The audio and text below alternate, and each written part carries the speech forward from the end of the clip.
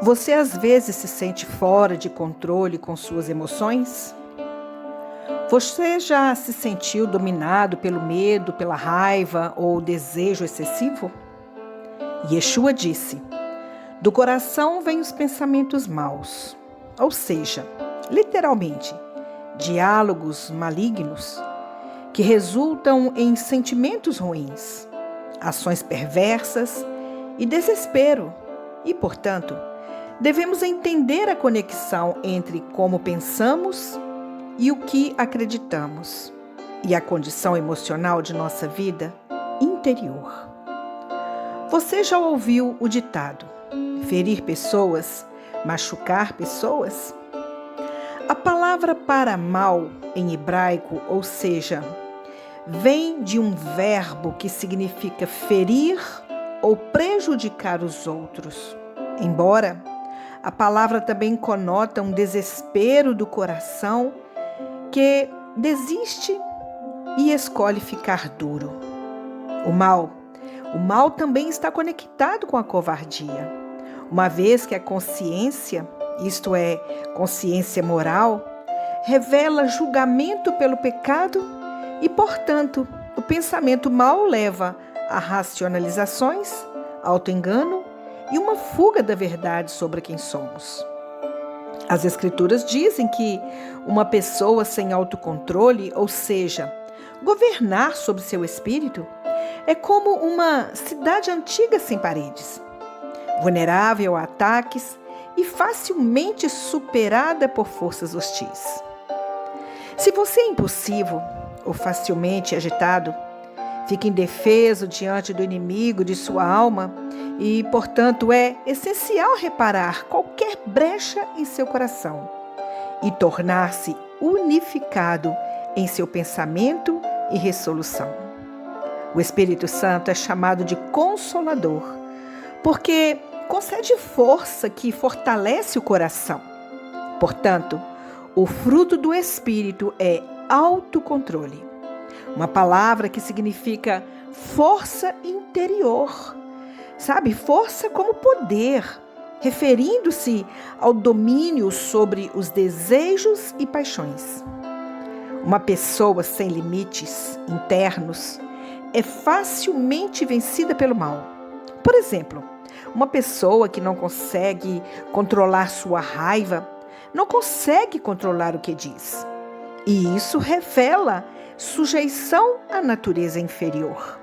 Se uma pessoa diz alguma coisa ou tudo que lhe passa pela mente, ela não tem limites e não haverá porta para fechar os lábios. O mesmo pode ser dito das emoções que surgem com a alma. Algumas emoções fortes, é claro, são apropriadas para algumas situações, mas outras não. E sem levar todos os pensamentos cativos, ao exercer o autocontrole, podemos ser escravizados por paixões estranhas e pensamentos obsessivos. Esta é a fonte do vício e do comportamento autodestrutivo em nossas vidas. Ser um espírito sem restrições é se render às forças das trevas que consideram a glória do Criador. Deus não nos deu um espírito de temor, mas de poder, amor e domínio próprio. A palavra grega usada para traduzir autocontrole significa ser são, disciplinado, refreado da opressão de impulsos e impulsos internos e assim por diante. A palavra raiz significa ser curado da tirania das trevas, ser resgatado e libertado do mal. Se você se vir perdendo a paciência ou ficando com medo ao considerar os rumores e notícias deste mundo maligno, entenda as limitações de sua compreensão e peça a Deus a bênção do autodomínio. O rei Davi pediu ao Senhor que criasse nele um novo coração, disposto a dizer sim à vontade de Deus.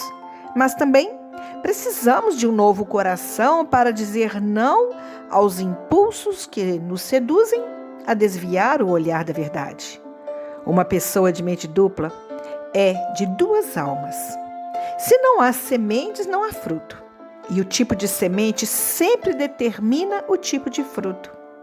Podemos semear para a carne e colher corrupção, ou podemos semear para o espírito e colher vida eterna. A formação do caráter semelhante ao Messias é o resultado da disciplina, uma palavra que significa instruir ou criar uma criança e, portanto, está ligada ao discipulado e à educação.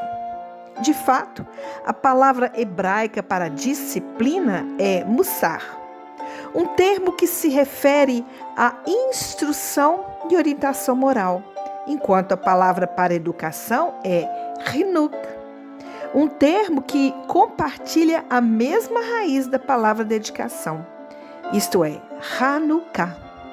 Ao contrário da visão grega que considera a educação como um processo pragmático de melhorar o poder pessoal ou a felicidade de alguém, a ideia hebraica implica dedicação, direção a Deus e seus propósitos concretos na terra.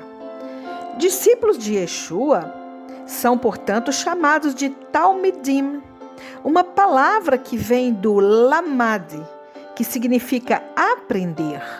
A palavra hebraica para o professor é melamed, uma palavra que compartilha a mesma raiz. Não pode haver disciplina além da educação. No Novo Testamento lemos: por enquanto toda disciplina não parece cheia de alegria, mas de tristeza. Mas depois produz o fruto pacífico da justiça para aqueles que foram exercidos por ela. A palavra grega usada para exercitado é gunadzo, frequentemente usada para se referir ao treinamento para eventos de ginástica competitiva. Apesar da análise de treinar ou exercitar o corpo físico para cumprir as diretrizes do espírito, no entanto, é importante lembrar que a vida de Deus é um milagre que vem da própria fonte da vida de Deus. Afinal, é fruto do espírito e não resultado de esforço humano ou reforma moral. Nossas vidas são santificadas da maneira pela qual foram inicialmente justificadas, totalmente pela fé, no amor e na graça de Deus. Assim, como não podemos nos crucificar, também não podemos produzir frutos para Deus em nós mesmos. Como disse Yeshua, sem mim nada podeis fazer. As Escrituras afirmam duas vezes: criar raízes para baixo e dar frutos para cima. Como disse Yeshua, a menos que o grão de trigo caia à terra e morra, fica só. Mas se morre, vai produzir frutos abundantes. Oramos para que possamos nos render totalmente ao Senhor, estando imersos em sua paixão, dando frutos em toda boa obra e crescendo em Da'at Adonai, ou seja, o conhecimento de Deus. O fruto do justo é uma árvore da vida. Etz Haim, a árvore das vidas. É o fruto de Yeshua, o justo, que produz frutos de cura para as vidas daqueles que se voltam para ele em confiança. Todos nós temos falhas ocultas, das quais não temos plena consciência. Portanto, o rei Davi orou: quem pode discernir seus erros? Limpe-me das falhas secretas. Somos purificados pela confissão, isto é, olhando para dentro de nossos corações para descobrir motivações mais profundas. Se formos honestos com nós mesmos, podemos descobrir, por exemplo, que somos pessoas iradas ou avarentas, apesar de, como de outra forma, desejamos nos considerar. Se você não conseguir abrir mão de algo, por exemplo, alguma dor ou fracasso do passado, lembre-se de que deve fazer isso se quiser seguir em frente com sua vida. Focar em como as coisas poderiam ter sido diferentes é ser escravizado pelo passado. O objetivo da Teshuvá, ou seja, do retorno a Deus, o arrependimento, é nos levar de volta a Deus para o resto da vida. Mas para fazer isso, devemos estar dispostos e abrir mão do que nos deixa doentes. Deixe o fraco dizer que eu sou forte. O Senhor dá força ao fraco, e ao que não tem força aumenta as forças. Confesse: posso todas as coisas por meio do Messias que me fortalece. Não algumas coisas ou poucas coisas, mas todas as coisas. Yeshua é a fonte de todas as nossas forças. Que você seja fortalecido com poder pelo Espírito em seu ser interior. Vamos nos lembrar de orar uns pelos outros e pedir ao Senhor que nos ajude a tornar cada um de nós frutífero para a glória de nosso Pai. Amém? Que o eterno nosso Deus te abençoe. Tome posse dessa mensagem e mude cada vez mais o seu coração. Um abraço para todos. Em nome de Yeshua HaMashiach, eu te abençoo. Amém.